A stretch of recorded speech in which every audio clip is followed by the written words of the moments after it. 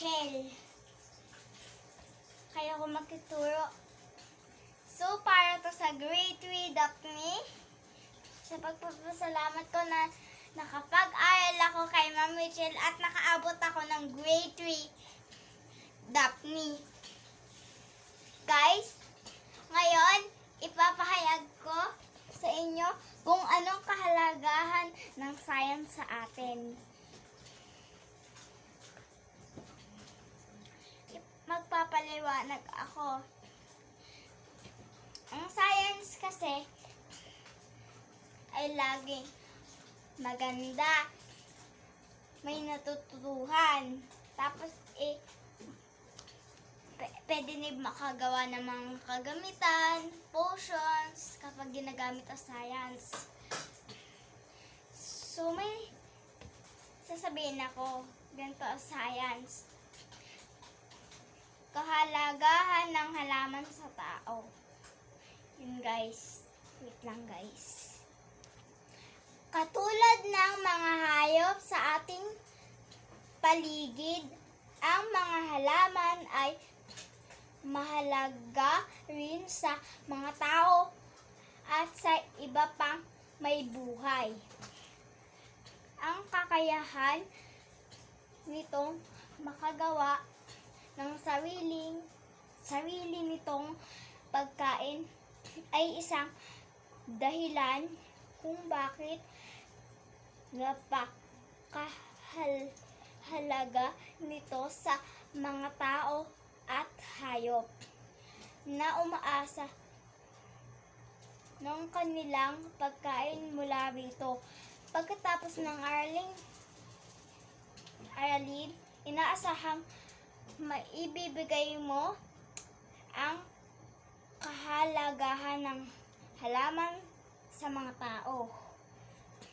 Paano ginagamit ng tao ang halaman? Suriin ang larawan. Ibigay ang kahalagahan ng halaman ayon sa larawan yung nakikita. Guys, dito dapat walang maingay sa klase. Ano nangungupit?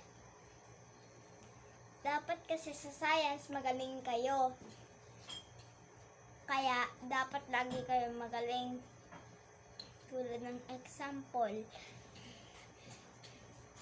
Ang kahalagahan kasi ng halaman sa mga tao may halaman.